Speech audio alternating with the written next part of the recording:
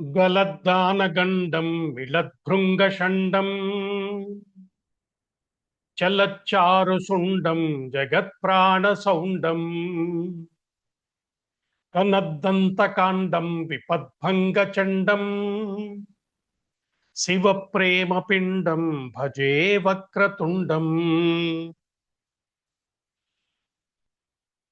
యోంతః ప్రవిశ్య మమ వాచమిమాం ప్రసుప్తాం సంజీవయత్యఖిలశక్తిధరస్వధామ్నా అన్యాంశ్చ హస్తచరణశ్రవణత్వగాదీన్ ప్రాణాన్నమో భగవతే పురుషాయ తుభ్యం. హంసాయ దహరనిలయాయ నిరీక్షకాయ కృష్ణాయ మృష్టయశసే నిరుపద్రవాయ సత్సంగ్రహాయ భవపాంధనిజాశ్రమాప్తౌ అంతే పరీష్టగతయే హరయే నమస్తే. ఓం నమో భగవతే తుభ్యం. వాసుదేవాయ ధీమహి ప్రద్యుమ్నాయ అనిరుద్ధాయ నమస్సంకర్షణాయ చ. శ్రీ గురుభ్యో నమః. ముందుగా అస్మద్ గురుదేవులు బ్రహ్మశ్రీ సామవేదం షణ్ముఖ శర్మ గారి పాదపద్మాలకు సవినయ నమస్సులు సమర్పణ చేసుకుంటూ, భగవద్భక్తులు భాగవతులు అయినటువంటి మీ అందరికీ పారమహంస సంహిత మోక్ష సంహిత అనే ప్రసిద్ధికెక్కినటువంటి శ్రీమద్భాగవతం కథాశ్రవణ యజ్ఞానికి సాదరంగా ఆహ్వానం పలుకుతున్నాను. ఇది ఒక పౌర్ణమి రాత్రి. నిండు జాబిల్లి పండు వెన్నెలలు కురిపిస్తున్నాడు. పైగా ఆనాడు చంద్రగ్రహణం. ఆకాశాన్నంటే ఉత్తుంగ తరంగాలతోటి పొంగి ప్రవహించే గౌతమీ గంగ అంటే మన గోదావరి. ఆయన ఆ నదిలో స్నానం చేసి ఆ రాత్రి ఆ వెలుపలికి వచ్చి ఒక ఎత్తైన తెల్లని ఇసుక తిన్నె మీద పరమశివుణ్ణి ధ్యానిస్తూ అర్థనిమీలత నేత్రాలతో కూర్చునున్నాడు. జాగ్రత్తగా విన్నారుగా, పరమశివుణ్ణి ధ్యానిస్తూ కూర్చున్నాడు ఆయన. మెరుగు చెంగటనున్న మేఘంబు కైవడి వివిధ చెంగటనుండనొపువాడు చంద్రమండల సుధాసారంబు పోలిక ముఖమున చిరునవ్వు మొలచువాడు వల్లీయుత తమాల వసుమతీ జము భంగి పలువిల్లు మూపున బరగువాడు నీల నగాగ్ర సన్నిహిత భానుని భంగి ఘన కిరీటముతల కలుగువాడు పుండరీకయుగమున పోలు కన్నులవాడు వెడదయురమువాడు విపుల భద్రమూర్తివాడు రాజముఖ్యుండొక్కరుడు నా కన్నుగవకెదుర కానబడియే. ఆయన చెప్తున్నాడు. ఆ రాత్రి ఆ వేళ ఆ సమయంలో ఆ వెన్నెలలో ఆ నదీ తీరంలో ఒక రాజశ్రేష్ఠుడు నా కన్నుల ముందు సాక్షాత్కరించాడు. మేఘం పక్కన నిలుచున్న మెరుపులాగా ఆయన పక్కనే ఒక అందమైన స్త్రీమూర్తి నిలుచునుంది. ఇద్దరూ కనిపించారు. ఆయన మేఘంలా ఉంటే ఆ తల్లి మెరుపులా ఉంది. చంద్రమండలం నుంచి అమృతం వస్తున్నట్టుగా ఆయన ముఖంలో మందహాసం చిందులేస్తోంది. హిమాల వృక్షాన్ని చుట్టుకున్న తీగలాగా ఆయన భుజాగ్రాన ఒక దివ్యమైన ధనస్సు వేలాడుతూ కనిపిస్తోంది. నీలగిరి శిఖరాన ప్రకాశించే భానుబింబంలాగా శిరస్సుపై కిరీటం మెరిసిపోతోంది. ఆ విధంగా విచ్చిన తెల్ల తామర రేకుల్లాంటి కన్నులతోటి విశాలమైన వక్షస్థలంతో విశ్వమంగళ స్వరూపంతో ఆ రాజశేఖరుడు నా కన్నుల ముందు సాక్షాత్కరించాడు. నేను రెప్పవాల్చకుండా ఆయన వంకే చూస్తున్నాను. ఏమైనా మాట్లాడాలని అనిపిస్తోంది, ప్రయత్నిస్తున్నాను. ఇంతలో ఆయనే, పోతనా, నన్ను రాముడు అంటారయ్యా, రామచంద్రుణ్ణి.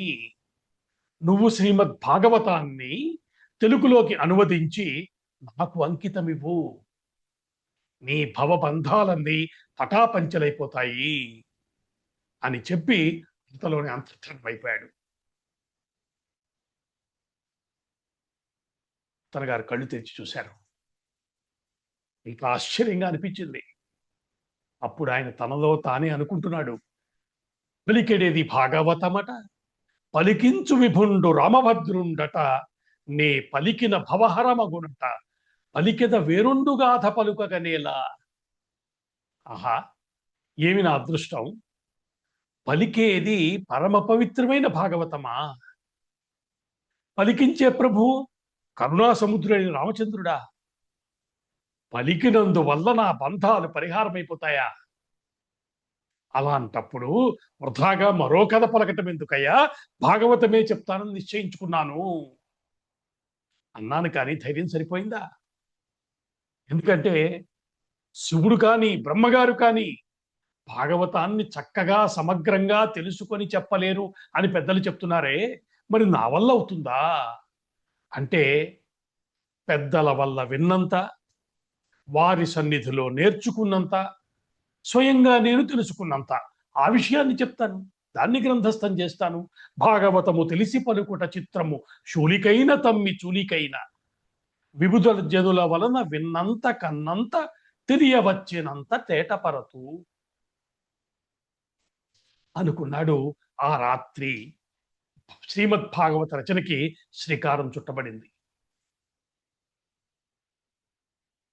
అందమంతా పోతన గారు ఆ రాత్రి ధ్యానిస్తున్నవాడు పరమశివుడు, మరి దర్శనమిచ్చినవాడు రామచంద్రుడు, వ్రాయమన్నది శ్రీకృష్ణుని కథ. ఎంత రమ్యంగా ఉందో చూసారా? అలా సాక్షాత్తు శ్రీరామచంద్రుడే దర్శనమిచ్చి అడిగి వ్రాయించుకున్నది భాగవతం. పోతన గారి చేతిలో అందంగా రూపుదిద్దుకుని తెలుగువారి పుణ్యాల పంటగా మనకు అందింది. ఇప్పుడు అటువంటి రామభక్తుడు రామకథని మనకి పోతన గారు భాగవతంలో అందిస్తున్నాం. ఎందుకని మనం రామకథని చెప్పుకుంటున్నాం అంటే, మనకి తెలుసు కదండి రామకథ, చాలాసార్లు విన్నాం కదా. అంటే దానికి ఎప్పుడు సమాధానం ఉండనే ఉంది. రామ కథ ఎన్నిసార్లు విన్నా రమ్యంగానే ఉంటుందయా. పాపాలు పోతాయి. పాపాలు పోతే ఏమిటి? అంతకన్నా కావలసిందేముంది? ఈ రోజు మన జీవితంలో మనకి సవ్యంగా సాగాలంటే పుణ్యాల వల్లే కుదురుతుంది. పెద్దలు చెప్పిన మాట కదా. కాబట్టి పాపాలు పోయి మనకి పుణ్యాలు దక్కేటువంటి అవకాశం వస్తే మళ్ళీ మరొకసారి వినటానికి అభ్యంతరం ఏముంది? అయితే తెలుగువారి వాల్మీకి విశ్వనాథ వారు ఒక అందమైన మాట చెప్పారు. అంటే రమణీయమైన రమ్యమైన విషయాలు మనం చెప్పుకుంటూ భాగవతంలోకి వెళ్తే దాని అనుభూతి వేరు కదా. యదకు పురాంధ్ర సంస్కృత కవీశ్వర భారతి దీప్తి కల్గినన్, సదమల బుద్ధికిన్ సకల శాస్త్ర రహస్య వివేకమబ్బినన్, మదికి ఉదాత్త కల్పనల మక్కువగల్గిన విశ్వనాథ శారద సకలార్థదాయిని సురద్రువు రామకథన్ భజింపుడి. సురద్రువు కల్పవృక్షమయ్యా రామాయణం అంటే. నీకు ఏం కావాలన్నా ఇస్తుంది. రామాయణం ఇవ్వలేని కోరికే లేదు ఈ ప్రపంచంలో అని చెప్తున్నారు. కాబట్టి రామకథ ఇటు ఐహికమైనటువంటి జీవితానికి, అటు పారమార్థికమైనటువంటి జీవితానికి కూడా పనికొచ్చేది. కాబట్టి మళ్ళీ మళ్ళీ వినాలి. ఎన్నిసార్లైనా రామకథను వినాలి, శ్రద్ధగా వినాలి. అయితే భాగవతంలో రామకథ కాబట్టి మనసు అక్కడే పెట్టి కళ్ళు మూసుకుని వింటే రాముడు కళ్ళ ముందు కనబడతాడు. రామాయణంలోని ఘట్టాలన్నీ అలా మనకి కళ్ళ ముందు నుంచి కదులుతూ వెళ్ళిపోతాయి.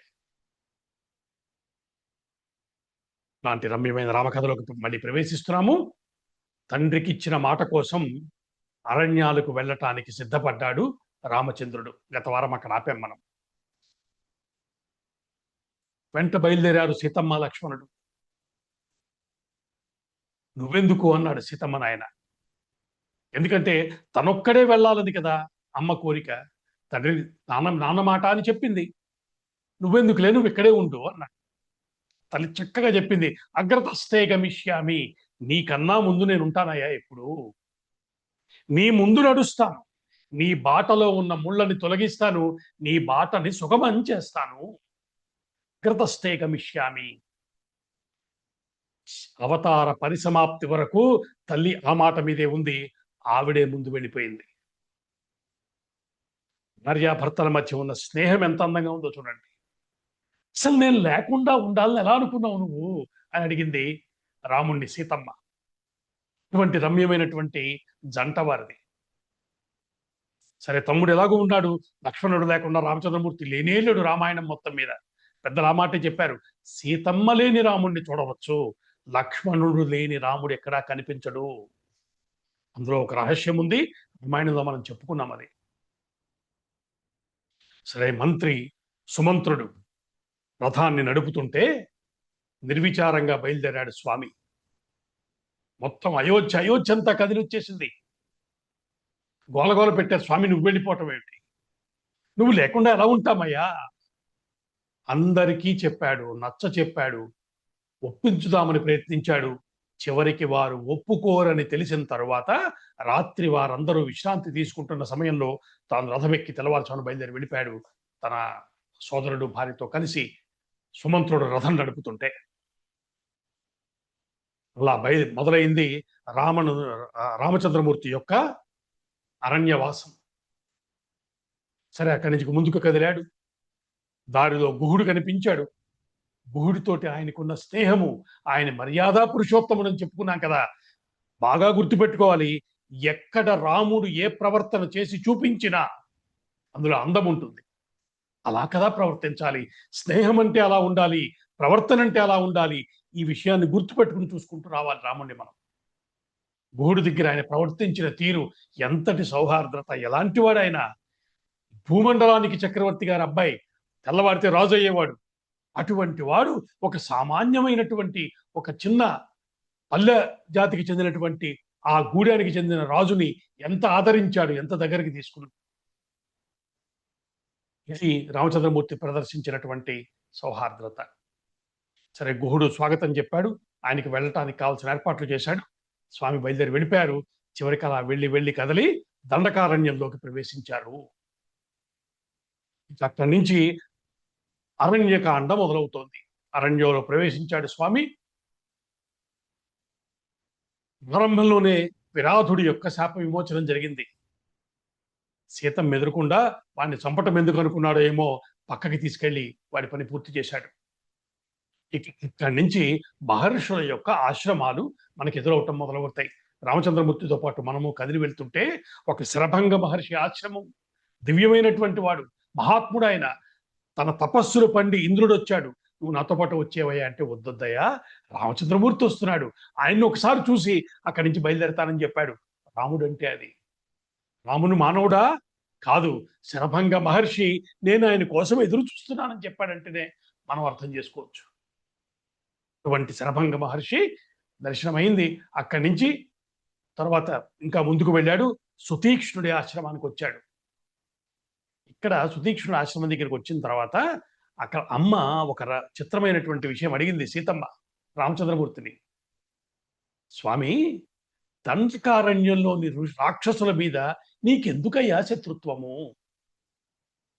వాళ్ళు నీకేం అన్యాయం చేయలేదే, నీకొచ్చిన కష్టం ఏమిటి?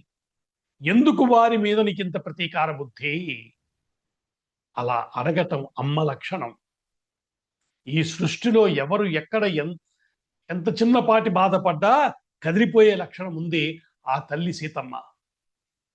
ఈ మాట అడగగానే చక్కగా చెప్పాడు, పర్సనల్గా నాకేం జరిగిందన్న దాంతో నాకేమీ సంబంధం లేదు. నా ధర్మమేమి, నేను క్షత్రియుణ్ణి. అన్యాయం చేసిన వాణ్ణి నియమించాల్సినటువంటి బాధ్యత ఉన్నవాడిని.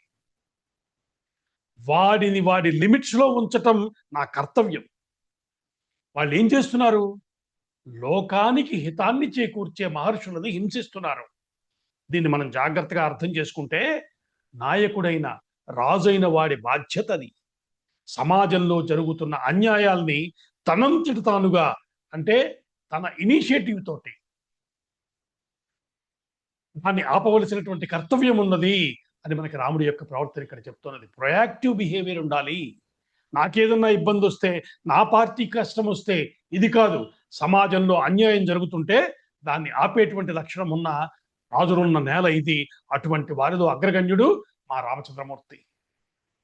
ఇట్టి పరిస్థితుల్లో ప్రతిజ్ఞా భంగానికి పాల్పడను అంటాడు అమ్మతోటి అక్కడ రాముడు. నేను వాళ్ళని కాపాడుతానని చెప్పాను, ఇది నా ప్రతిజ్ఞ. అటువంటి రాముడు చిత్రంగా ఆయన దారిలో వచ్చిన ఆశ్రమాన్ని చూసుకుంటూ వెళ్ళటం కాకుండా అగస్త్య మహర్షి ఆశ్రమాన్ని వెతుక్కుంటూ వెళ్ళాడు. ఎక్కడున్నాడు అగస్త్యుడు అని. రాముడంతటి వాడు వెతుక్కున్నాడంటే అగస్త్యుడు ఎంతటి వాడు. వెళ్ళాడు, ఆ మహర్షి రామచంద్రమూర్తికి స్వాగతం చెప్పాడు, ఆతిథ్యం ఇచ్చాడు. విశేషమైనటువంటి అస్త్ర సంపదని రామునికి ఇచ్చాడు అగస్త్య మహర్షి. వాటిని స్వీకరించాడు ఆయన. అక్కడి నుంచి బయలుదేరి పంచవటి ప్రాంతానికి చేరారు రాముడు, సీతమ్మ, లక్ష్మణుడు. సరే, పంచవటి ప్రాంతంలో చక్కగా లక్ష్మణస్వామి ఏర్పాటు చేసినటువంటి ఒక రమ్యమైన కుటీరము. రామాయణం మహాకావ్యం. కావ్యం అంటేనే మధురంగా ఉంటుంది అని అర్థం. అంతా సమ్మితంగా ఉంటుంది. చక్కటి అందమైన వర్ణనాలు, కేవలము ఆనందించడం కోసం తెలిసినా కూడా పదే పదే చదువుతారు సజ్ఞులైనటువంటి వారు.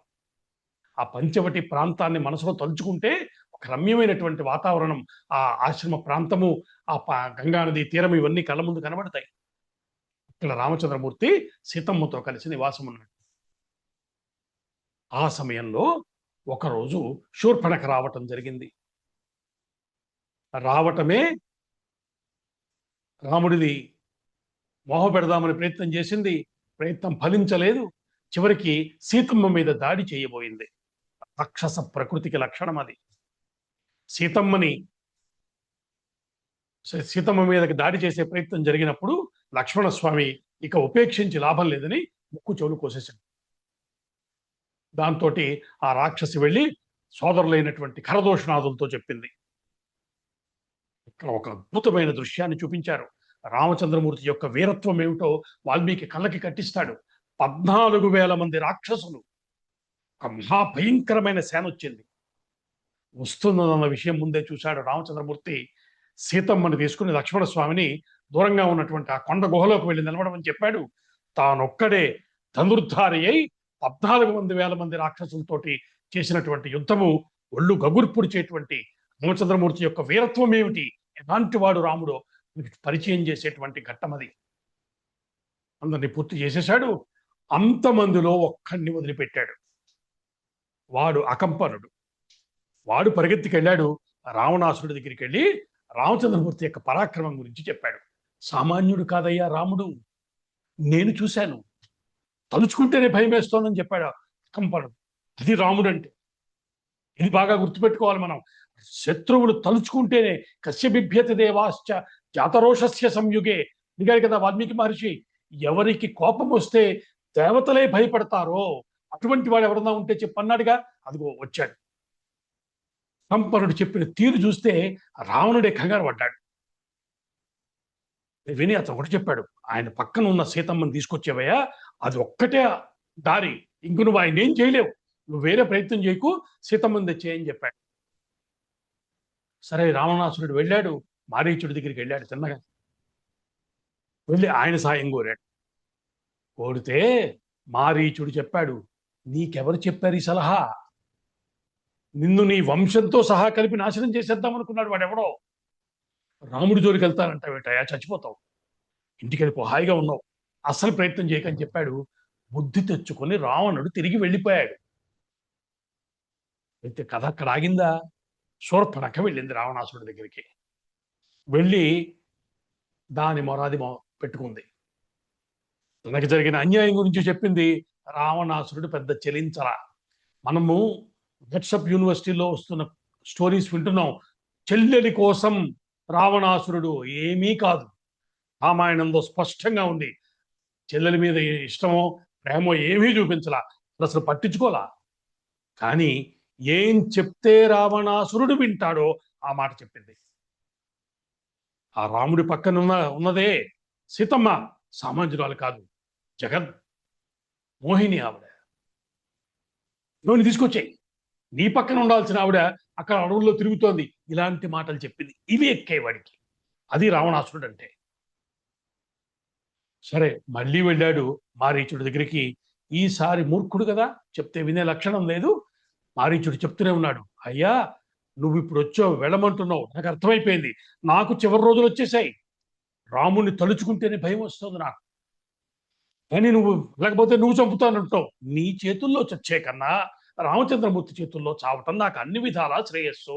వింటాను అన్నాడు. మాయా లేడిగా మారి, మాయా మృగంగా మారి ఆ ఆశ్రమ ప్రాంతానికి వెళ్ళాడు. సరే, సీతమ్మ చూసింది, నాకు అది కావాలని అడగటము. రామచంద్రమూర్తి తప్పకుండా తీసుకొస్తానని లక్ష్మణుణ్ణి అమ్మకి కాపలా ఉంచి వెళ్ళటం, ఇవన్నీ మనకి తెలిసిన కథే. తీరా వాడు దూరం దూరం దూరం వెళ్ళిపోయిన తర్వాత రాముడి బాణ ప్రయోగంతో కింద పడి వాడు రాముడి యొక్క గొంతుతో అరిచాడు, ఆ సీతాహా లక్ష్మణ అని. దాంతో సీతమ్మ కంగారు పడింది. స్త్రీ సహజమైనటువంటి ఆందోళనతోటి లక్ష్మణుణ్ణి తోలనాడింది, నిందించింది. ఇంత మాట అంటే కానీ వెళ్ళడం తెలుసు కాబట్టి ఆ మాట అన్నది తల్లి. లక్ష్మణుడు, అమ్మా ఇంత మాట నువ్వు అన్నాక ఇక్కడ నేను ఉండటంలో ఇంకా అర్థం లేదు, నేను వెళ్తాను, జాగ్రత్త తల్లి అని బయలుదేరి వెళ్ళిపోయాడు. లక్ష్మణ రేఖ అన్నది రామాయణంలో లేదు. సరే, వెళ్ళాడు. తీరా అక్కడికి వెళ్ళేటప్పటికి రాముడు శుభ్రంగా తిరిగి వస్తున్నాడు. ఈయనకి ఎదురుపడ్డాడు. ఇద్దరు ఇదేమిటి ఇలా జరిగింది అనుకుని కంగారుగా తిరిగి వచ్చారు. వచ్చేటప్పటికే రావణాసురుడు మాయావేషంలో వచ్చి సీతమ్మని అపహరించి తీసుకెళ్ళిపోయాడు. కథ మనకి తెలిసిందే. సరే, సీతమ్మని జుట్టు పట్టుకున్నాడు, భుజం మీద పడేసుకుని పుష్పకమానంలో ఎక్కించి తీసుకెళ్ళిపోతాడు. వెళ్ళిపోతుంటే ఆ తల్లి పాపం గోల పెట్టింది, ప్రకృతిని ప్రార్థించింది, దేవతల్ని ప్రార్థించింది. స్పందన లేదు. రావణాసురుడికి ఎదురు వెళ్లే ధైర్యము ఆ కాలంలో ఎవరికీ లేదు. చూస్తూ ఉండిపోయారు అందరూ. సరే, ఆ తల్లి వెళ్తూ వెళ్తూ తనకున్న బంగారు అందిన నగల్ని తీసి మూట కింద కట్టి కిందకి జార విడిచింది. ఈలోగా అక్కడికి వచ్చాడు జటాయు. వచ్చిన వాడు రావణాసురుడిని ఎదుర్కొన్నాడు. తన శక్తి ఏమిటో, రావణుడు అంటే ఏమిటో అన్నీ తెలిసి తన ధర్మాన్ని తాను చేయటానికి పూనుకున్నాడు. తన శక్తికి మించి పోరాడాడు. చివరికి రావణాసురుడి చేతిలో హతమయ్యాడు జటాయు. బాగా దెబ్బలు తిన్నాడు, కింద పడిపోయాడు. రావణాసురుడు తీసుకుని వెళ్ళిపోయాడు. ఇక్కడ రామచంద్రమూర్తి లక్ష్మణస్వామి తిరిగి వచ్చారు. ఆశ్రమంలో సీతమ్మ కనిపించలేదు. వెతుకుతూ వెతుకుతూ తిరిగారు. చివరికి దారిలో జటాయువు కనిపించింది. జటాయువు విషయం మొత్తం చెప్పింది. నేను నా ప్రయత్నం చేశాను రామచంద్ర, నా వల్ల కాల, ఇదిగో ఇటువైపు తీసుకెళ్ళాడు, దక్షిణ దిక్కు వైపు వెళ్ళాడు అని మాత్రం చెప్పింది. సరే, అక్కడి నుంచి జటాయువు రామచంద్రమూర్తి చేతిలో ప్రాణాలు వదిలిపెట్టింది. ఆ జటాయువుకి తాను స్వయంగా అంత్యేష్టి సంస్కారం చేశాడు రామచంద్రమూర్తి. ఆలోచిస్తే తనున్న దుఃఖంలో, తనున్న పరిస్థితుల్లో వదిలిపెట్టేసి వెళ్ళిపోయినా అడిగేవాడు లేడు. కానీ ఏది చెయ్యాలో, ఎక్కడ ఎలా ప్రవర్తించాలో మనకి నేర్పించటం కోసం వచ్చాడు స్వామి. ఆ పక్షి అంత అల్పజీవి అని ఆలోచించకుండా అంత్యేష్టి సంస్కారాలు చేశాడు. అంతేకాదు, నువ్వు ఊర్ధ్వలోకాలకు, ఉత్తమ లోకాలకు వెళ్తావు, మోక్షానికి చేరతావు అని ఆజ్ఞాపించాడని రామాయణం చెప్తోంది. ఇది రాముడు అంటే. సరే, ముందుకెళ్ళాడు. కబంధుడు కనిపించాడు. ఆ కబంధుడిని సంహరిస్తే వాడు ఒకానొక శాపవశాత్తు అక్కడున్నాడు. వాడి సలహా మేరకు ఋష్యముఖ పర్వతం వైపు వెళ్ళారు అన్నదమ్ములిద్దరు. ఆ వెళ్లే క్రమంలో దారిలో పంపా సరోవరం, మతంగ మహర్షి ఆశ్రమం, అక్కడ శబరి వీరికి స్వాగతం చెప్పింది. రమ్యమైనటువంటి వృత్తాంతం శబరిది. మహాభక్తురాలు, భాగవతంలో చెప్పుకోదగ్గ కథ తల్లిది. అందుకని శబరిని మనం స్మరించుకుంటున్నాం. భాగవతోత్తమురాలు, భగవంతుడే సర్వస్వము అని నమ్మినటువంటి తల్లి జీవితాన్ని అలా గడుపుకున్నది. చివరి వృత్తాంతాన్ని అక్కడ మనకి రాముడు రామాయణంలో పరిచయం చేశాక ముందుకు వెళ్తారు. ముందుకెళ్తే అక్కడ సుగ్రీవుడు వీళ్ళు రావటాన్ని దూరం నుంచే చూస్తాడు. కొండమించి సరే హనుమంతుణ్ణి వస్తున్న వాళ్ళెవరో తెలుసుకురమ్మని పంపించటం, వాళ్ళ రూపాన్ని చూసే ఆశ్చర్యపోయాడంటే ఎలా ఉన్నారు రామచంద్రమూర్తి లక్ష్మణస్వామి ఊహించండి మీరు. హనుమస్వామి వచ్చాడు. రావటమే రూపం మార్చుకున్నాడు. తన అంచనా తాను వేశాడు. సామాన్యుడు కాదు రాముడు అన్న విషయం అర్థమైంది. కొద్దిసేపట్లోనే రాముడికి కూడా హనుమంటే ఏమిటో తెలిసిపోయింది. ఒక్క మాటలో ఈయన మాట్లాడింది 4 మాటల వల్ల అర్థం చేసుకున్నాడు. నా ఋగ్వేద వినీతస్య నా యజుర్వేదధారిణ నా సామవేద విదుషో శక్తుమేవ ప్రభాషితం. అరే వేదాలు చదువుకున్నవాడు మాట్లాడే మాట్లాయా ఎంత చక్కగా మాట్లాడాడు చూడండి. మన సాహిత్యం మొత్తము కూడా మాటకి చాలా విలువ ఇచ్చిందండి. అందమైన మాట కావాలని పరమాత్మను అడగాలి మనం అందరం. ఈ నోటికి ఏదొస్తే అది మాట్లాడటము, అసభ్యంగా మాట్లాడటము జీవన విధానం అయిపోయిన కాలంలోకి వచ్చున్నాం మనం. భారతీయత అంటేనే చక్కటి వాక్కు. కేయూరాణిన భూషయంతి పురుషం మనం చిన్నప్పుడు నేర్చుకున్నాం కదా. కాబట్టి అటువంటి చక్కటి మాటలు హనుమస్వామి మాట్లాడిన తీరు విన్నాడు రామచంద్రమూర్తి. తమ్ముడితో అన్నాడు, ఇలాంటి వాడు ఒకడు దగ్గరుంటే రాజు సాధించుకోలేని కార్యం లేదయ్యా, ఇలాంటి వాడు మంత్రిగా ఉంటే. అంటే ఇతడు నాకు త్వరలో దూతగా రాబోతున్నాడన్న విషయాన్ని సూచన చేశాడేమో అనిపిస్తుంది. వెంటనే హనుమస్వామి కూడా గుర్తించాడు రామచంద్రమూర్తి యొక్క గొప్పతనాన్ని. తన రాజుతోటి అగ్ని సాక్షిగా మైత్రి బంధాన్ని ఏర్పాటు చేస్తే బాగుంటుందన్న ప్రతిపాదన చేశాడు. రామ సుగ్రీవుల మధ్య మైత్రి జరిగింది. ఇప్పుడు రాముడు వాలి సంహారం కోసం వెళ్ళాలి. సుగ్రీవుడి మనస్సులో చిన్నపాటి అపనమ్మకం ముందే ఉండనే ఉంది. ఎందుకంటే వాలంటే ఏమిటో తెలిసినవాడు. వాలి అంటే ఉదయం లేస్తే తెల్లవారుజామున లేచి సప్త సముద్రాల్లో స్నానం చేసి ఉద్యమించి తిరిగి వచ్చేవట. అటువంటి వాడు ఒకసారి రావణాసురుడు వెళ్తే రావణాసురుడిని అంతటి వాడిని చంకలో ఇరికించుకుని తనతో పాటు తిప్పి తీసుకొచ్చి వదిలిపెట్టాడు. అంతటి బలవంతుడు, అంత శక్తివంతుడు వాలి, సామాన్యుడు కాదు. ఇతడితో యుద్ధం రాముడి యొక్క శక్తి ఏంటో తనకి తెలియదు. అందువల్ల చిన్నపాటి సంశయం. దానికి నమ్మకం కలిగించటం కోసం అక్కడ పడి ఉన్నటువంటి వాలి చేతిలో చనిపోయినటువంటి దుందుబి శరీరం అక్కడ పడి ఉంది. కాలి కొన గోటితోటి విసిరి కొట్టాడు రామచంద్రమూర్తి. అది ఆయన యొక్క శారీరకమైనటువంటి దృఢత్వం, బలము. ఇంకా చిన్నపాటి సందేహం ఉన్నదని గమనించి ఒకే బాణంతో 7 మద్ది చెట్లని పడగొట్టి తనేమిటో చూపించాడు అక్కడ. సరే, తరువాత వాలి సుగ్రీవుల యుద్ధం జరిగింది.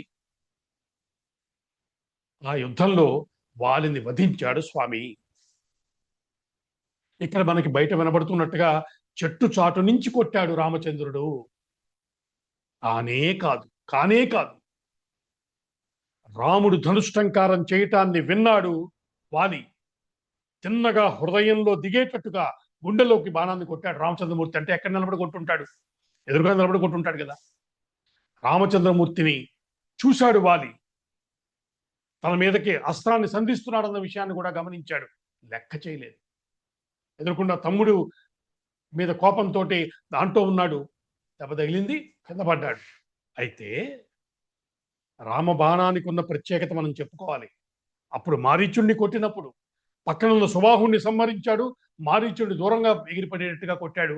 ఇక్కడ వాలిని కొట్టినటువంటి రామబాణము అతన్ని ఇంకా ప్రాణాలతో ఉంచింది. కింద పడి ఉన్న వాలి దగ్గరికి రాముడు వెళ్ళాడు. వాలి అడగవలసిన అన్ని విషయాలని రాముడిని అడిగాడు. నీకెందుకయ్యా? నీకు నాకేం శత్రుత్వం ఉంది? నువ్వెందుకు వచ్చావు? మేమిద్దరం యుద్ధం చేసుకుంటే నువ్వెందుకు కల్పించుకున్నావు?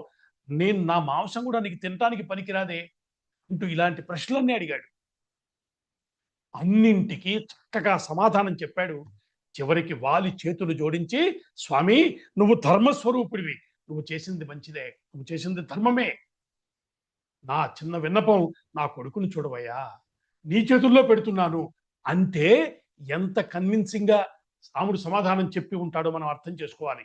ఎందుకు ఇక్కడ చెప్పుకుంటున్నామంటే, కనీసం ఇప్పుడైనా రాముడు చెట్టు చాటు నుంచి వాలిని కొట్టలేదు, లేదా వాలి రాముడికి సంబంధించినంత వరకు ఎటువంటి సందేహం పెట్టుకోలేదు. ఈ విషయం మనకి స్పష్టంగా తెలియాలి. వాలి మరణించాడు. సుగ్రీవుణ్ణి పట్టాభిషక్తుని చేయమని చెప్పి లక్ష్మణస్వామిని పంపించాడు. తను రాజ్యంలో అడుగు పెట్టాడు కాబట్టి తండ్రి విధించిన నియమం ప్రకారం అరణ్యవాసమే చేయటం తన వ్రతం కాబట్టి లక్ష్మణుడు వెళ్ళాడు, సుగ్రీవుడికి పట్టాభిషేకాన్ని చేశాడు. సరే, పట్టాభిషేకం అయింది. సుగ్రీవుడు ఆ వేడుకల్లో ఉండిపోయాడు. ఆయన ఆలస్యానికి కోపించి లక్ష్మణుడు వెళ్ళాడు. పక్కన ఉన్న హనుమంతుడు కూడా చెప్పాడు, ఇది సరైన పద్ధతి కాదు, రాముడికి మనం చేయవలసిన కార్యం ఉన్నది, వెంటనే బయలుదేరమని చెప్పారు. వెంటనే అక్కడ ఉన్నటువంటి భూమండలం మీద ఉన్న మొత్తం వానరాలని అందరినీ రమ్మని కబురు చేయటం, వివిధ బృందాలుగా వారిని విభజించి దక్షిణ దిక్కుకి అంగదుడి నాయకత్వంలో హనుమస్వామి, జాంబవంతుడు మొదలైన వారందరినీ అటు పంపించాడు సుగ్రీవుడు. ఇక్కడ అద్భుతంగా భూమండలం మీద యొక్క మొత్తం ఆ టోపోగ్రఫీ అంతటిని చక్కగా ఎక్స్ప్లెయిన్ చేస్తాడు సుగ్రీవుడు. అది ఆయనకు ఉన్నటువంటి జ్ఞానము. ఎక్కడెక్కడ ఏం దాటితే ఏమొస్తుంది, దేని తర్వాత ఏదొస్తుంది భారతదేశంలో అంటే రామాయణం జరిగిన కథ అనటానికి ఇక్కడ ఒక స్పష్టమైనటువంటి మనకి ప్రూఫ్ కనబడుతుంది. సో అవన్నీ చెప్తాడు. చెప్పాక రామచంద్రమూర్తి హనుమంతుడిని దగ్గరికి పిలిచి, నువ్వు సాధిస్తావని నాకు తెలుసాయా, ఇదిగో సీతమ్మని కలిసినప్పుడు నా దూతగా నువ్వు వచ్చావని ఆ తల్లి గుర్తించడానికి ఇదిగో ఈ ఆనవాలు పట్టుకెళ్ళని తనకున్నటువంటి ఉంగరాన్ని తీసి హనుమత్స్వామికి ఇచ్చాడు. హనుమత్స్వామి దాన్ని స్వీకరించి బయలుదేరారు. సరే, దారిలో స్వయంప్రభా వృత్తాంతం ఉంటుంది. స్వయంప్రభా వృత్తాంతం తర్వాత సంపాతిని కలుస్తారు వానర వీరులందరూ. అప్పటికి పెద్దదైపోయిన సంపాతి వాళ్ళ మాటలు విని దిగి వస్తుంది. ఎవరు ఏమైంది, నా తమ్ముడి గురించి మాట్లాడుకుంటున్నారంటే విషయం అంతా చెప్తారు. అప్పుడు సంపాతి చెప్తుంది, నేను ఇక్కడి నుంచి చూడగలుగుతున్నాను, అదిగో ఈ 100 యోజనాల విస్తీర్ణంగా ఉన్న సముద్రానికి అవతల పక్క ఉన్న లంకా నగరంలో చెట్టు కింద కూర్చుంది సీతమ్మ, ఇంత స్పష్టంగా కనిపిస్తోంది నాకని చెప్తుంది. సరే, అక్కడి నుంచి బయలుదేరుతారు. విచిత్రంగా సంపాతికి రెక్కలు వస్తాయి, ఎగిరి వెళ్ళిపోతుంది. అందరూ సముద్ర తీరానికి చేరుకున్నారు. ఆ రోజు సాయంత్రం అక్కడ జరిగినటువంటి సమావేశం సుందరకాండ ఘట్టానికి ప్రారంభమవుతుంది. సముద్రాన్ని దాటేటువంటి ప్రణాళిక వేయటంలో జాంబవంతుడు హనుమస్వామి యొక్క శక్తిని ఉద్భుతం చేయటానికి ఆయన శక్తిని పరిచయం చేస్తాడు, గుర్తు చేస్తాడు. మహాయోగీశ్వరుడైనటువంటి హనుమస్వామి యొక్క ప్రయాణము సుందరకాండలో ప్రారంభమవుతుంది. అయితే భాగవతంలో హనుమంతుడి యొక్క కథను చెప్పుకున్నప్పుడు చెప్పుకోవాల్సిన మాట ఏమిటంటే, భాగవతం ఏ భాగవతుల కథో అటువంటి భాగవతలలోకెల్లా ఉత్తముడైన వాడు హనుమస్వామి. భాగవతోత్తముడు ఆయన. తన కోసం అంటూ ఏమీ చేసుకోని వాడు హనుమా. ఈ విషయాన్ని మనం బాగా గుర్తుపెట్టుకోవాలి. తనకున్న సమస్తమైన శక్తిని రామకార్యం కోసం వినియోగించాడు. ఈ దృష్టితో హనుమస్వామిని పరిశీలించాలి. వివేకానందుడు ఒక మాట చెప్తాడు, భారతీయుల యొక్క స్వభావం ఏమిటి అర్థం కావాలంటే హనుమంతుడిని చూడు అన్నారు. నా కోసం తాను కాకుండా సమస్త శక్తిని ఇతరుల కోసం వినియోగించే స్వభావం అంటూ ప్రపంచంలో ఉందంటే వారు కేవలం భారతీయుల దగ్గరే కనబడుతుంది. ఈరోజు మన దురదృష్టం ఏంటంటే మన సంస్కృతి మనమే గుర్తుపట్టలేనంతగా మారిపోయింది. మనం ప్రపంచంలో అందరిలాగే మనం కూడా ప్రవర్తించే తీరుకు దిగజారిపోయిన క్షణంలో మాట్లాడుకుంటున్నాం మనం. హనుమంతుడు మనకు ఆదర్శం. రామకార్యానికి బయలుదేరాడు ఆయన. అద్భుతమైనటువంటి ప్రయాణం ప్రారంభమైంది.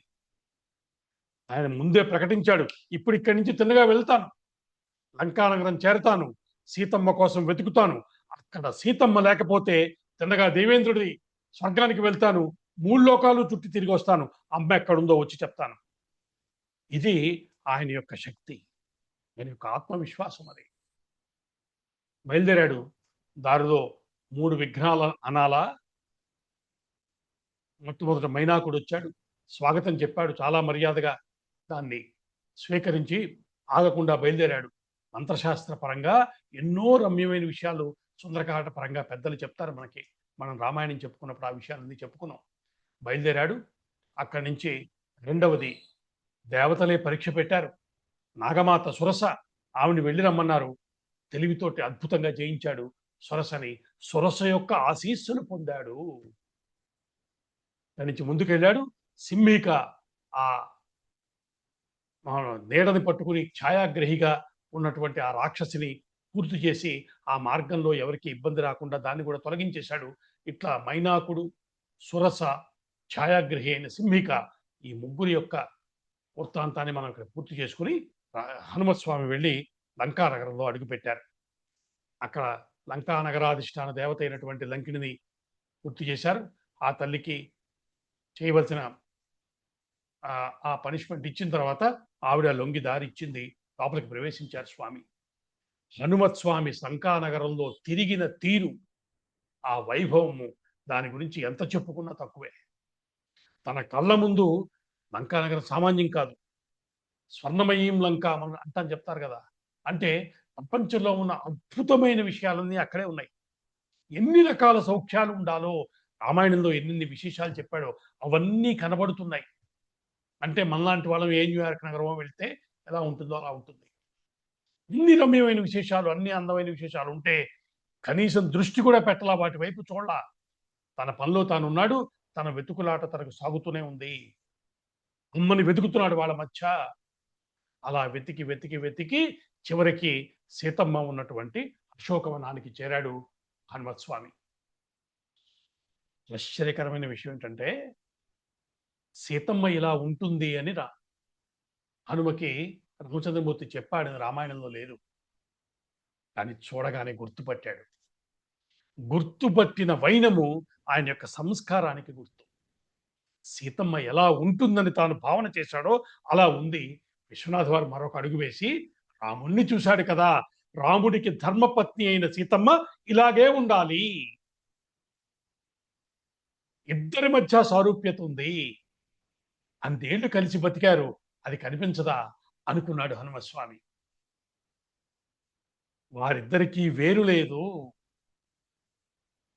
ఇటువంటి ఒక రమ్యమైనటువంటి భావనని అక్కడ మనకి విశ్వనాథ వారు పరిచయం చేశారు.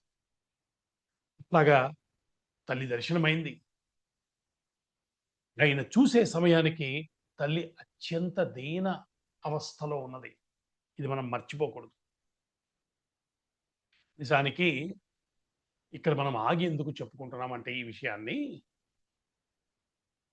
హనుమంతుడి యొక్క అద్భుతమైన వివేకము, ఆయన జ్ఞానం. జయ హనుమాన జ్ఞానగుణ సాగర, సామాన్యుడు కాదు కదా, జ్ఞానవాన్ హనుమాన్ అంటే అటువంటి వాడు. ఇప్పుడు ఇక్కడ ఉన్న స్థితి ఏమిటి? అమ్మ సీతమ్మ అత్యంత దయనీయమైన స్థితిలో కూర్చుని ఉండటాన్ని తాను చూశాడు. ఆవిడ స్వభావం ఏమిటి, ఆవిడ ఎంతటిదో ఈయన దగ్గర డేటా ఏమీ లేదు. ఈయన చూశాడు. రాముని ధర్మపత్ని కాబట్టి గొప్పది. కూర్చున్న తీరు పద్ధతిని బట్టి ఆ తల్లి యొక్క సౌశీల్యాన్ని, గొప్పతనాన్ని అంచనా వేయగలిగాడు, అర్థం చేసుకోవచ్చు. కానీ హనుమ అక్కడ ఆగలేదు. ఆ తల్లి సామాన్యురాలు కాదని గుర్తుపట్టాడు. ప్రణిపాత ప్రసన్నాహి మైథిలీ జనకాత్మచ అలమేషా పరిత్రాతుం రాక్షస్యో మహతో భయాత్. కేవలము తల వంచి నమస్కరించినంత మాత్రం చేత మన్ని కాపాడగలిగిన తల్లి ఈవిడా ఎలా గుర్తుపట్టాడండి? ఏ లాజిక్ తోటి ఆ కంక్లూజన్కి వచ్చాడు? ఇది మనందరం ఆలోచించవలసినటువంటి విషయం. మనకెదురుగా కనిపించిన వారు ఎంతటి వారో గుర్తుపట్టడంలో మన మేధస్సు, మన తెలివితేటలు వాడి ఎంతటి వారినైనా తగ్గించి చూడగలిగే శక్తి ఇవాళ ప్రపంచంలో కనబడుతున్న స్థితి ఉంది. ఎవరికైనా డిస్కౌంట్ ఇచ్చేస్తాం మనం. అది వచ్చిందంటే కారణం ఇది తెలిసిందంటే అది అని చెప్పేటువంటి కాలంలో ఉన్న మనకి ఎదురుకుండా అత్యంత దయనీయమైన స్థితిలో కాదు ఇంచుమించు ప్రాణత్యాగానికి సిద్ధపడుతున్న క్షణంలో అటువంటి స్థితిలో ఉన్న సీతమ్మని చూసి, ఈవిడ సామాన్యురాలు కాదయ్యా, ఈవిడ తలుచుకుంటే కంటి మంటతో లంకా నగరాన్ని దహించేయగలదని ఎలా గుర్తుపట్టాడు స్వామి? ఇవి రామాయణంలో మనం పట్టుకోవాల్సినటువంటి అందాలు. ఇటువంటి రమ్యమైనటువంటి విషయం హనుమంతుడి విషయంలో మనకు కనబడుతుంది. సరే, దగ్గరికి వెళ్ళాడు. అక్కడి నుంచి హనుమ ప్రవర్తించిన తీరంతా అందంగానే ఉంటుంది. ఏ భాషలో మాట్లాడాలి, సంస్కృతంలో మాట్లాడితే తను మారువేషంలో ఉన్న రావణుడు అనుకుంటుందేమో. ఇన్ని జాగ్రత్తలు తీసుకున్నాడు. పోనీ మాట్లాడకుండా వెళితే తను వచ్చిన పని పూర్తి చేసినట్టు కాదు. కాబట్టి ఆ తల్లికి ఏం చెప్తే, ఎలా చెప్తే మనని అపార్థం చేసుకోకుండా ఉంటుంది, తను రామదూతలని అంగీకరిస్తుంది, ఇన్ని లెక్కలు వేసి ఆ రాత్రిపూట హనుమ ప్రవర్తించిన తీరు అద్భుతం. అలాగే ఆమె ముందు దిగాడు. ఆ తల్లికి నమ్మకం కలిగించాడు. తను ఎక్కడి నుంచి వచ్చాడో చెప్పాడు. అభయం ఇచ్చాడు. రామాయణంలో ఈ మాట ఉందని చెప్పారు. హనుమ రాముడికి నేను దాసుణ్ణి అన్న. రాముడు వదిలిన బాణం లాంటి వాడిని అని చెప్ప, అంటే అంతటి నిరీహుడు, అంతటి ఇగోలెస్ పర్సనాలిటీ అనమాట. కానీ ఆ క్షణంలో సీతమ్మ ప్రాణం నిలబడింది ఈయన చెప్పిన మాట వల్ల. కాబట్టి ఆ తల్లికి అభయం ఇచ్చాడు. అమ్మా, నీకు ఏమీ సమస్య లేదు. అక్కడ రాముడి దగ్గర ఉన్న వాళ్ళలో అందరికన్నా తక్కువ అని నేనమ్మా. ఈ మాట చెప్పాలంటే ఎంతటి పెద్ద మనసు ఉండాలండి. అంటే అమ్మకి నమ్మకం కలిగించాలంటే, నువ్వు నన్ను చూసావు కదా, నేను ఎలా వచ్చేసాను ఇంతమంది రాక్షసుల మధ్య, ఏ పెరుకు లేకుండా వచ్చి నీతో మాట్లాడుతున్నానా? నేనెవరు? అక్కడ ఉన్న వాళ్ళందరిలోకెల్లా చిన్నవాడిని. నాతో సమానులు, నాకన్నా గొప్ప వాళ్ళే అక్కడున్నారు అంటున్నాడు హనుమ. నిజమా? అంటే అబద్ధం చెప్పాడా? కాదు. హనుమంతుడి యొక్క దృష్టి అదే. సమస్థితిలో ఉండి మాట్లాడాడు. యోగీశ్వరుడు ఆయన. జగత్తులో కనిపించిన ప్రతి విభూతి పరమేశ్వర తత్వమే అని తెలిసిన వాడు మాట్లాడే సంస్కారం అలాగే ఉంటుంది. నా గొప్పతనమని ఆయన అనుకోడు, ఇతరులను తగ్గించి చూడడు. కాబట్టి ఈ మాట చెప్పాడు. సీతమ్మ సామాన్యురాలా? ఇక్కడ సీతమ్మ పర్సనాలిటీని కూడా జాగ్రత్తగా అంచనా వేయాలి. రామాయణం ఎంత రాముడి కథో అంత సీతమ్మ కథ, అంత హనుమస్వామి కథ. అందుకే రామాయణాన్ని చూసి ప్రపంచం అంతా పరవశించిపోతోంది. ఎన్నిసార్లు విన్నా బాగుందంటోంది. ఎందుకు అందమైన విషయాలు ఉన్నాయో. కాబట్టి హనుమస్వామి అమ్మతో మాట్లాడిన తర్వాత, అమ్మ, ఇంకొక పని కూడా ఉంది. ఇది ఆయన యొక్క వ్యక్తిత్వంలో మరొక మెరుపు. కేవలం తన పని తాను చేసుకెళ్ళిపోవటం కాదు, ఇక్కడ ఉన్న రాక్షసులు ఎవరు, వీళ్ళ మంచి ఏమిటి, వీళ్ళ చెడేమిటి, వీళ్ళకున్న బలమేమిటి, బలహీనత ఏమిటి తేల్చుకుందాం అనుకున్నాడు. అంత పని చేశాడు. అద్భుతమైనటువంటి పరాక్రమాన్ని అక్కడ చూపించాడు. అంతేనా, మనకి జయ మంత్రాన్ని అందించాడు. జయచ్చతి బలో రామో లక్ష్మణశ్చ మహాబలః రాజాజయితి సుగ్రీవో రాఘవేణాభిపాలితః దాసోహం కౌసలేంద్రస్య అమస్య అక్లిష్ట కర్మణః. ఎలాంటి మంత్రం అండి అది! ఏ పనికి మీరు వెళ్ళినా, ఏ కష్టమైన విషయాన్ని మీరు సాధించదలుచుకున్నా మనసులో ఈ మంత్రం చెప్పుకెళ్తే చాలని చెప్తున్నారు పెద్దలు. అసాధ్య సాధక స్వామిన్ అసాధ్యం తవ కింబద రామదూత కృపాసింధో మత్కార్యం సాధయ ప్రభో. హనుమంతుణ్ణి తలుచుకుంటే ఎక్కడలేని శక్తి కలుగుతుంది. ఎంతటి కష్టమైన కార్యాన్నైనా నెరవేర్చగలుగుతాం. ఇలాంటి రమ్యమైన సంస్కృతిలో ఉండి బలహీనతని ప్రేమించేటువంటి స్థితి మనకి ఎందుకు వచ్చిందో, ఏ శాపం ఉందో మనకు అర్థం కావటం లేదు. కేవలం స్మరించినంత మాత్రం చేత అనుగ్రహించే దేవతలున్న సంస్కృతిలో పుట్టాం మనం. క్షిప్రప్రసాది హనుమస్వామి. కాబట్టి ఆయన యొక్క పరాక్రమం గురించి అక్కడ అద్భుతమైనటువంటి వివరణ ఉంటుంది. ఎంత చక్కగా, ఎంత స్ట్రాటజిక్గా, ఎంత జాగ్రత్తగా రావణాసుడి యొక్క సైన్యం మొత్తాన్ని నాశనం చేసి పెట్టాడు. వచ్చిన వాడిని వచ్చినట్టుగా, ఎవడెవడో అంచనా వేసి వాడెవడో తెలుసుకుని వాడి మొత్తాన్ని పూర్తి చేసేయటం. చెప్పుకుంటే అదే ఒక అద్భుతమైనటువంటి ఘట్టం అది. రావణుడి సైన్యంలో ఇంచుమించు 25 వంతు అక్కడే పూర్తయిపోయిందని చెప్పారు. అంతటి బీభత్సం చేశాడు హనుమస్వామి ఆ లంకలో ఆ రోజు రాత్రి. సరే, విభీషణ ఇంద్రజిత్ వచ్చాడు, బ్రహ్మాస్త్రాన్ని ప్రయోగించాడు. దానికి కట్టుబడ్డట్టుగా నటించాడు హనుమస్వామి. ఎందుకంటే రావణాసురుని కూడా చూసేయాలి, ఆ పని కూడా పూర్తి చేయాలనుకున్నాడు, వెళ్ళిపోయాడు. నిజానికి భాగవతంలో ఈ కథ అంతా లేదండి. సంక్షిప్తంగా చెప్పాడు. ఎందుకు చెప్పుకుంటున్నావు, మరి ఇంత ఎందుకు మళ్ళీ మొదలు పెట్టావు అంటే, ఒకటి చెప్పుకోకుండా ఉండలేక, 2 వింటే పుణ్యం, మూడవది భాగవతోత్తముడు ఎలా ఉంటాడో హనుమ మనకు ఒక ఎగ్జాంపుల్. భాగవతం చెప్పుకుంటున్నాం కదా, ఇంత చేసిన వాడు ఇంత వీరత్వాన్ని ప్రదర్శించిన వాడు అసలు కలలో కూడా ఊహించలేము. అటువంటి వాడు మనకి చివర్లో జాంబవంతుడు అడుగుతాడు. అందరూ పడిపోయినప్పుడు విభీషణుడు వెతుకుతూ వెళ్తే హనుమ బాగున్నాడా అంటే విభీషణుడు ఆశ్చర్యపోయి అదేంటయ్యా రాముడు బాగున్నావా అని అడుగుతావేమో అనుకున్నానే అంటాడు. కాదు, హనుమ క్షేమంగా ఉంటే అందరం క్షేమంగా ఉంటాము. ఇది హనుమంతుడు అంటే. భాగవతం చెప్పుకుంటూ అలాంటి భాగవతోత్తముడి గురించి చెప్పుకోవద్దండి. కాబట్టి కొంచెం వివరంగా మళ్ళీ రామకథ మనందరికీ ఎన్నిసార్లు విన్నా బాగుంటుంది. ఎలాంటి వాడు ఎవడు ఎక్కడ చెప్పినా బాగుంటుంది. కాబట్టి మళ్ళీ ఒక్కసారి రామాయణం విన్న పుణ్యం మనందరికీ దక్కాలి కాబట్టి ఇది చెప్పుకుంటాం. మళ్ళీ పదే పదే అనుకుంటున్నాం, రాబోతున్న వాడి కథ జగద్గురువు చాలా కష్టం అర్థం చేసుకోవటం. కృష్ణ కథ సులభము కానే కాదు. మొత్తం కృష్ణ కథ వినటం కోసం ఇంత ప్రిపేర్ చేశాడని కదా మనం చెప్పుకున్నాం.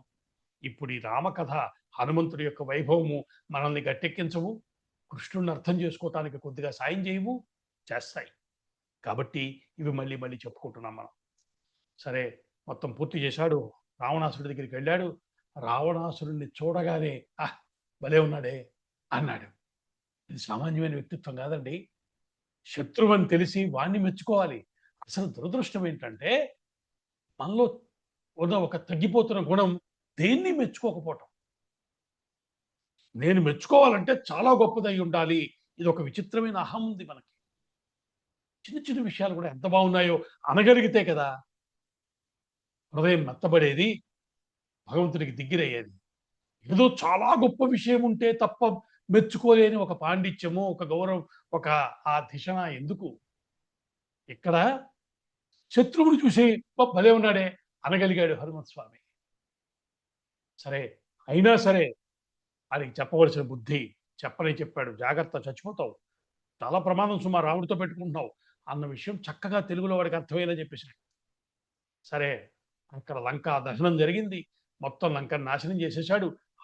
విభీషణుడి యొక్క ఒక్క గృహాన్ని మాత్రం విడిచిపెట్టాడు. అక్కడి నుంచి బయలుదేరి తిరిగి వచ్చాడు. తిరిగి సీతమ్మని దర్శనం చేసుకున్నాడు. తిరిగి మనకి బయలుదేరి వెళ్ళిపోయాడు. వెళ్ళటమే దిగాడు. దిగుతుంటేనే వాడు ఆనందంతో పరవశులైపోయారు. వస్తున్నవాడు వస్తూనే చూశాను సీతమ్మని అని చెప్పేశాడు. వాళ్ళకి కావాల్సిన ఆన్సర్ దొరికేసింది. అందరూ ఆనందంగా కలిసి రామచంద్రమూర్తి దగ్గరికి వెళ్ళారు. రాముడికి చెప్పవలసిన విషయం చెప్పాడు. తల్లి దగ్గర తల్లి ఇచ్చినటువంటి చూడమని స్వామికి ఇచ్చాడు. అక్కడ రామచంద్రమూర్తికి చెప్పాడు, ఏం పర్వాలేదయ్యా, సీతమ్మను చూశాను, మనం వెళదాం అక్కడికి అని చెప్పి మళ్ళీ రాముడికి కూడా అభయం ఇచ్చాడా అన్నంత రమ్యమైనటువంటి ఘట్టం అక్కడ కనబడుతోంది మనకి. సరే, అక్కడి నుంచి తెలిసిపోయింది సీతమ్మ లంకా నగరంలో ఉంది అన్న విషయం కన్ఫర్మేషన్ వచ్చేసింది రామచంద్రమూర్తికి. ఇక అక్కడి నుంచి యుద్ధానికి సంసిద్ధమని చెప్పారు. వెంటనే అద్భుతమైనటువంటి సైన్యము, వానర సైన్యం సామాన్యం కాదు. మన ఊహకందనటువంటి ఆ సంఖ్య అది. కోటాను కోట్ల వానరులు వచ్చారు. వానరులు అంటే మనం ఇప్పుడు చూసిన కోతులు కాదు. వారు చాలా మేధా సంపత్తి కలిగిన వారు, ఆలోచనాపరులు, మహాబలవంతులు. అటువంటి వారందరూ వచ్చారు అక్కడికి. వారితో కలిసి అద్భుతమైన సైన్యము. దాంతో బయలుదేరాడు రామచంద్రమూర్తి. సరిగ్గా సముద్ర తీరానికి చేరినప్పుడు అక్కడికి వచ్చాడు. అప్పటికే అన్నగారికి బోధ చేద్దామని చూశాడు. చెప్తే వినే లక్షణం అయితే రావణాసురుడు ఎందుకు అవుతాడు వాడు? ఈయన చెప్పిన మాట వినలేదు. విభీషణుడు చివరికి వేరే దారి లేక అన్నని వదిలిపెట్టి వెళ్ళిపోమంటే అక్కడి నుంచి బయలుదేరి వచ్చేశాడు. రామాయణంలో విభీషణ శరణాగతి ఒక ప్రత్యేకమైన ఘట్టము. అనేక కోణాల్లోంచి పెద్దలు వివరించి చెప్పారు. ఒకవైపు శరణాగతి ఇవ్వవలసిన వాడు, ఆ సందర్భం ఏమిటి, వచ్చిన వాడెవడు, ఇన్ని లెక్కలు, ఇన్ని చర్చలు జరిగాయి. అందరి అభిప్రాయము విన్నాడు రామచంద్రమూర్తి. హనుమంతుడి వైపు తిరిగి నువ్వేమంటావు అని అద్భుతమైనటువంటి ఒపీనియన్ చెప్పాడు అక్కడ హనుమంతుడు. అందరి మాటలు విన్నాక రామచంద్రమూర్తి చెప్పాడు, నేను ఇతనికి అభయం ఇస్తున్నాను.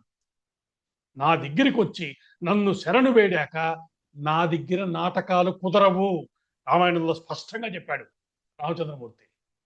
వాడేదో మారు వేషంలో వచ్చి లేకపోతే ఏదో ఆషాఢభూతి వేషాలు వేసి వచ్చాడేమో. ఎవడయ్యేది నా దగ్గరికి వచ్చేంత వరకే వాడు. నన్ను శరణు వేడాక నా దగ్గర వాడి నాటకాలు ఏమీ సాగవు. నేను శరణిస్తున్నాను అని చెప్పాడు. విభీషణుడు ఎలాంటి వాడో మనకి తెలుసు. భాగవతోత్తముడు ఆయన. ఆయన కూడా దిగొచ్చాడు. రామచంద్రమూర్తి యొక్క శరణు వేడాడు. రాముడు అభయం ఇచ్చాడు. చిత్రం ఏంటంటే అక్కడ చెప్పారు, నిన్ను ఇప్పుడే లంకానగరానికి పట్టాభిషిక్తుని చేస్తున్నాను అన్నాడు. ఎలా కుదురుతుందయా అని అడిగారు. నీకు ఇంకా రాలేదు, రావణాసురుడు రావాలి, వాడు నీ చేతిలో ఓడిపోవాలి, అప్పుడు నీకు లంకానగరం దక్కాలి, అప్పుడు కదా చేయాలి, ఎలా కుదురుతుంది? ఒకవేళ రావణాసురుడు వచ్చింది శరణు వేడితే ఇప్పుడేంటి? అప్పుడు మళ్ళీ ఆ రాజ్యం అతనికి ఉంచాలిగా, నా రాజ్యం ఇచ్చేస్తారు అప్పుడు. ఇది రామచంద్రమూర్తి అంటే. ఇవన్నీ మనం వింటుంటేనే మనకి ఒక ఒక గొప్ప పర్సనాలిటీని చూస్తున్న, దాని గురించి తెలుసుకుంటున్న ఒక ఒక రమ్యమైన భావన కలుగుతుందండి. అటువంటి వాడు రాముడు. సరే, జరిగింది. ఇక అక్కడి నుంచి విభీషణుడు కూడా ఇటువైపు వచ్చాడు. అందరూ కలిపి యుద్ధం మొదలైంది. ఆశ్చర్యకరమైనటువంటి యుద్ధం జరిగింది. రావణాసురుడి వైపు ఉన్న సైన్యం సామాన్యం కాదు. మహాశక్తిమంతుడు, మంత్ర విద్యలు తెలిసిన వాడు. హనుమంతుడు లంకానగరం వెళ్ళినప్పుడు అక్కడ వాళ్ళు దర్భలతోటి కాపలా కాస్తున్నారట రాక్షసులు. అంటే వాళ్ళు తపస్సులు చేసిన వారు. కాబట్టి తపస్సులు చేసిన వారందరూ మంచిగా ఉంటారన్న గ్యారంటీ లేదన్నమాట. ఇక్కడ అటువంటి భయంకరమైన రాక్షస శక్తులు ఉన్నాయి రావణాసురుడి వైపు. వాళ్ళు చేసిన యుద్ధం సామాన్యం కాదు. ఒకడిని మించిన వాడు వచ్చారు. వానర సైన్యాన్ని దెబ్బతీద్దామని చూశారు. చివరికి కుంభకర్ణుడు కూడా వచ్చాడు. అందరి పని పూర్తయిపోయింది. సరే, ఇంద్రజిత్తు అనే వచ్చాడు. వాడేదో హోమం చేద్దామని చూశాడు. ఈ వ్యవహారం అంతా మనకి యుద్ధకాండలో మనకి తెలిసిన కథే. చివరికి అందరూ అయిపోయారు. రావణాసురుడి యొక్క మూర్ఖత్వం ఏమిటంటే, కళ్ళ ముందు సత్యం కనబడుతుంటే ఎలాంటి వాళ్ళు వెళ్ళి వాళ్ళ చేతిలో హతమయ్యారో తెలుస్తున్నప్పుడు కూడా తన వాళ్ళందరినీ బలిపెట్టేశాడు. అది నీచత్వానికి పరాకాష్ట. దేనికోసం? తను ఆశించినటువంటి, దేనిని ఆశించకూడదో దాన్ని తను ఆశించాడు. దాన్ని పొందటం కోసం తన వాళ్ళందరూ చనిపోయినా సరే. ఇది రావణాసురుడు అంటే. రావణాసురుడు యొక్క నీచత్వం మనకు అర్థం కాకపోతే రామాయణం విని లాభం ఏమిటి? ఇంతటి నీచుడు వాడు. చివరికి ఎంత స్థితికి దిగజారాడంటే, సీతమ్మ దగ్గరికి వెళ్ళి రాముడి కృత్రిమంగా రాముడి తల చూపించి ఇదిగో చంపేశారని చెప్పాడు. ఎంతటి నీచుడో చూడండి. ఆ మాయంతా మాయమైంది. దాన్ని విభీషణుడు చెప్పాడు. దాని రహస్యాన్ని పూర్తయిపోయింది. చివరికి ఇంద్రజిత్తు పని కూడా పూర్తయ్యాక రావణాసురుడే యుద్ధానికి వచ్చాడు. రావణ యుద్ధము ప్రపంచంలో పోలిక లేదని చెప్పారు. సముద్రానికి సముద్రమే పోలిక, రావణ యుద్ధానికి రావణ యుద్ధమే పోలిక. ఇటువంటి భయంకరమైన యుద్ధం చేశాడు రావణాసురుడు. సరే, ఆ జీవుడి యొక్క లక్షణము వాడెవరో మనకి తెలుసుగా. జై విజయుల్లో ఒకడు వాడు. కుంభకర్ణుడు ఆల్రెడీ పూర్తయిపోయాడు. ఇప్పుడు జై విజయుల్లో రెండో వాడిగా ఉన్నటువంటి రావణాసురుడు స్వామితో యుద్ధానికి దిగాడు. ఆశ్చర్యకరమైనటువంటి యుద్ధం జరిగింది. ఆ యుద్ధంలో చిత్రంగా ఇక్కడ చెప్పుకోవాల్సిన ఘట్టం ఏమిటంటే, అగస్త్య మహర్షి మళ్ళీ వచ్చాడు. వచ్చి స్వామికి, రామచంద్రమూర్తికి ఆదిత్య హృదయాన్ని బోధించాడు. అందులో చాలా రహస్యాలు చెప్పారు పెద్దలు. ఇంతటి ఆదిత్య హృదయము, ఆ విద్య అక్కడ చెప్పి తనతో తాను తిరిగి వెళ్ళిపోయాడు. తను చెప్పిన విద్యని ఉపయోగించుకున్నాడా? ఎలాంటి ఫలితం పొందాడు? గెలుపు తను చెప్పిన విషయం వల్ల వచ్చింది? ఏమీ సంబంధం లేదు. వచ్చాడు, ఏం చెయ్యాలో కర్తవ్యాన్ని బోధించాడు. జగామచ యథాగతం. ఎలా వచ్చాడో అలా వెళ్ళిపోయాడు ఆయన. మహర్షుల యొక్క లక్షణం అది. ఈ ప్రపంచంలో అలా తిరిగిన వాళ్ళు మహర్షులు. నేను చేశానన్నటువంటి కర్తృత్వ భావన లేకపోతే ఋషి అవుతాడు. ఇంతే, ఇంతకన్నా పెద్ద డెఫినేషన్ అక్కర్లా మనకి. ఇటువంటి వాడు అగస్త్య మహర్షి. ఇక్కడ అగస్త్య, మన ఆదిత్య హృదయ స్తోత్రం యొక్క గొప్పతనాన్ని పెద్దలు చెప్పడం మనం అంతా విన్నాము. మనం కూడా చాలా వివరంగానే అందులో చెప్పుకున్నాం. ఇప్పుడు అయిపోయిన తర్వాత రావణాసురుడితో యుద్ధం జరిగింది. సరే, అక్కడి నుంచి దేవేంద్రుడు మాతల్ని రథాన్ని ఇచ్చి పంపించాడు. దేవతలంతా చూస్తున్నారు పైనుంచి.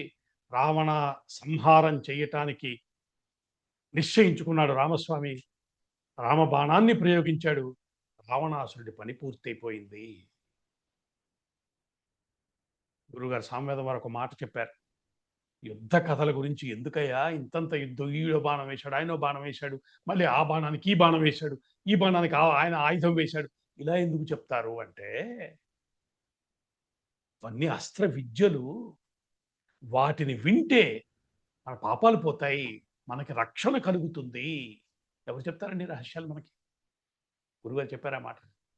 కాబట్టి ఇవాళ మనం రావణ సంహారం అయ్యింది అని చెప్పుకున్నామంటే, మన మనసులో ఆ భావన నిలబడితే చాలు, మంగళకరమైనటువంటి ఫలితాలు దక్కుతాయని పెద్దలు చెప్తున్నారు. రామాయణం సామాన్యం కాదండి. రసరమ్యమైనటువంటి కథగా, రామకథని కావ్యంగా మలచి, సృష్టిలోనే ఆది కావ్యంగా మనకు అందించాడు వాల్మీకి మహర్షి.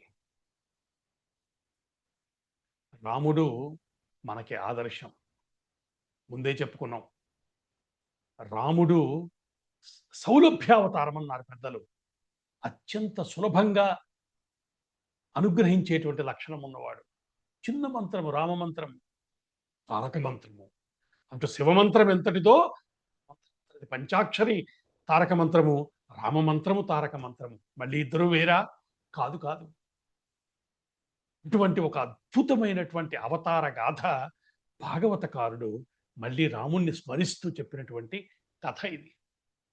ఇందాకే నేను చెప్పినట్టుగా మనం పక్కకి వెళ్ళి రామాయణం ఆధారంగానే చెప్పుకుంటూ వచ్చాం. ఎందుకంటే రాముడి మీద మనకున్న ప్రేమ అది. రాముణ్ణి తలుచుకుంటే మనసు ఆర్ద్రమైపోతుంది. ఎలాంటి వాడు రామచంద్రమూర్తి? మనిషిలా బతికాడు. మనకి వేదం మనుర్భవ అని ఆశీర్వదిస్తోంది అంటారు పెద్దలు. అంటే మనిషిలా బతుకు అని చెప్పిందట. ఇదేమిటండి, మనిషిని మనిషిలా బతుకు అని చెప్తారా? అంటే మన దురదృష్టం అదే. మనిషిలా బతకటానికే చాలా ప్రాక్టీస్ చేయవలసినటువంటి స్థితి. అయితే ఏది ధర్మమో, ఏది కాదో, ఎలా బతకాలో, ఏ నిర్ణయం ఎలా తీసుకోవాలో నాకెలా తెలుస్తుంది? రాముడిని చూడు. రాముడిలా బతకాలని కోరుకో. రాముడిలాంటి అన్నయ్యలా ఉండు. రాముడిలాంటి భర్తలా ఉండు. రాముడిలాంటి మిత్రుడిలా ఉండు. రాముడిలాంటి కొడుకులా ఉండు. రాముడిలాంటి శత్రువులా ఉండు. కుదురుతుందా అండి? అది మనసులో పెట్టుకుని జీవిస్తూ ఉంటే ఆయనే అనుగ్రహిస్తాడని పెద్దలు చెప్తున్నారు. అది రహస్యం. నేను అలా ఉండాలి అన్న కోరిక కలిగితే చాలు. ఇటువంటి రమ్యమైనటువంటి రామ కథని భాగవతకారుడు మనకి విస్తారంగా చెప్పుకుంటూ వచ్చాడు. రావణ వధ పూర్తయిపోయింది. ఇక ఏం జరిగింది ఇప్పటికీ? మనం భాగవతం అంటేనే విష్ణువు యొక్క అవతార గాథలు అని చెప్పుకున్నాం కదా. మొట్టమొదట హిరణ్యాక్ష హిరణ్యకశిపులు ఇద్దరిని పూర్తి చేసేశాడు స్వామి. కథ ముందే చెప్పుకున్నాం. రావణ కుంభకర్ణులు పూర్తయిపోయారు రామావతారంలో. ఇంకా ఇద్దరు మిగిలారు. మూడు జన్మలు కదా వాళ్ళకి, జై విజయులకి. ఇక మూడోది శిశుపాల దంతవక్త్రులు. నిజానికి హిరణ్యాక్ష హిరణ్యకశిపుల కథ కానీ, రావణ కుంభకర్ణుల కథ కానీ అద్భుతంగా ఉంటాయి. మూడు చేసినటువంటి వీరత్వము, అటు సరే హిరణ్యాక్షుణ్ణి వరాహస్వామి, అటు హిరణ్యకశిపుని నరసింహస్వామి తలుచుకుంటే అద్భుతంగా ఉంటాయి. కృష్ణావతారం సైలెంట్గా ఉంటుంది. ఇది ఒక చిత్రమైనటువంటి విషయం. శిశుపాలుణ్ణి చంపిన తీరి ఇంకా కొంత చెప్పుకోవటానికి అసలు దంతవక్తుడి విషయం ఒక్క మాటలో పూర్తి అయిపోతుంది. ఎందుకు అంటే ఏదో ప్రత్యేకత ఉంటుంది కదా. కృష్ణావతారం భూమి మీద తిరిగినటువంటి కాలము అనేక కోణాల్లోంచి పెద్దలు మనకి పరిశీలించి చెప్తారు. కృష్ణావతారం గురించి చెప్పుకుంటున్నామంటే జగద్గురువు గురించి చెప్పుకుంటున్నాం. పదే పదే ఆ మాట అనుకుంటాం మనం. గురువు అంటే ఏమిటో నిన్న మనం గురు పూర్ణమి జరుపుకున్నాం. గురువు అంటే కేవలము పరమాత్మ మన మీద అనుగ్రహంతో చెయ్యి పట్టుకు నడిపించడానికి వస్తే గురువు అవుతాడు. గురువు లేనటువంటి సనాతన ధర్మం లేనే లేదు, సాధనే లేదు. సాధనే లేకపోతే మోక్షమే లేదు. కాబట్టి దానికి దారి చూపించేవాడిగా గురువుని చెప్పారు. గురుతత్వం అంటేనే కృష్ణుడు. కాబట్టి మనం వచ్చే వారం నుంచి చెప్పుకోబోతున్నటువంటి శ్రీకృష్ణ తత్వము రమ్యమైనటువంటి కృష్ణ కథలుగా మాత్రమే కాకుండా తత్వగర్భితమైనటువంటి జగన్నాయకుడి యొక్క కథలు. వచ్చే దశమ స్కంధమంతా కూడా కేవలం కృష్ణుడి యొక్క కథలుగా పెద్దలు మనకి చెప్పారు కదా, భగవత్కారుడు చెప్పాడు కదా. మరి అది వినాలంటే మన దగ్గర ఎంత సంసిద్ధత ఉండాలి. ఈరోజు రామకథని చెప్పుకున్నాం, రాముణ్ణి తలుచుకున్నాం, హనుమత్ స్వామిని తలుచుకున్నాం, తల్లి సీతమ్మను తలుచుకున్నాం. ఇటువంటి ఇంత రమ్యమైనటువంటి కథంతా విన్నాక ఇప్పుడు కనుక మనం ముందుకు వెళ్తే కృష్ణుడు అర్థం అవుతాడని మన ఆశ. అందుకే కృష్ణుడి గురించి చెప్పినటువంటి పద్యాన్నే కొద్దిగా మార్చి పోతన గారు ముందే ఇక్కడ మనకి చెప్పేశాడు. నల్లని వాడు పద్మనయనంబులవాడు మహాశుకంబులన్ విల్లును దాల్చువాడు కడు విప్పగు వక్షమువాడు మేలుపై జల్లెడువాడు నిక్కిన భుజంబులవాడు యశంబు దిక్కులన్ జల్లెలవాడునైన రఘుసత్తముడీయుతమాకభీష్టముల్. నల్లనివాడు పద్మనయనంబులవాడు అందరికీ తెలిసిన పద్యమే. పోతన గారు మనకి కృష్ణస్వామి గురించి చెప్తారు, కానీ దాన్నే కొద్దిగా మార్చి రాముడికి కూడా చెప్పారు. ఆయన దృష్టిలో రాముడు ఒకడు కృష్ణుడు ఒకడు కాదు కదా. అటువంటి ఆ రామస్వామికి మనం నమస్కారం చేసుకుంటూ ఆయన అనుగ్రహం వల్ల కృష్ణస్వామిని అర్థం చేసుకునేటువంటి ఒక శక్తి మనకి లభించాలని కోరుకుంటూ వచ్చే వారం రమ్యమైనటువంటి కృష్ణ కథల్ని ప్రారంభం చేసుకుందాం. అటువంటి కృష్ణుడి గురించి చెప్పుకునేటువంటి శక్తిని మనకిమ్మని గురువులందరినీ ప్రార్థన చేస్తూ కృష్ణస్వామి యొక్క అనుగ్రహం కోసం ప్రార్థన చేస్తూ వచ్చే వారం మనం కృష్ణ కథను ప్రారంభం చేసుకుందాం. దశమ స్కంధం. మంగళం కోసలేంద్రాయ మహనీయ గుణాత్మనే చక్రవర్తి తనూజాయ సార్వభౌమాయ మంగళం. వేద వేదాంత వేద్యాయ మేఘశ్యామలమూర్తయే పుంసాం మోహన రూపాయ పుణ్యశ్లోకాయ మంగళం. స్వస్తి.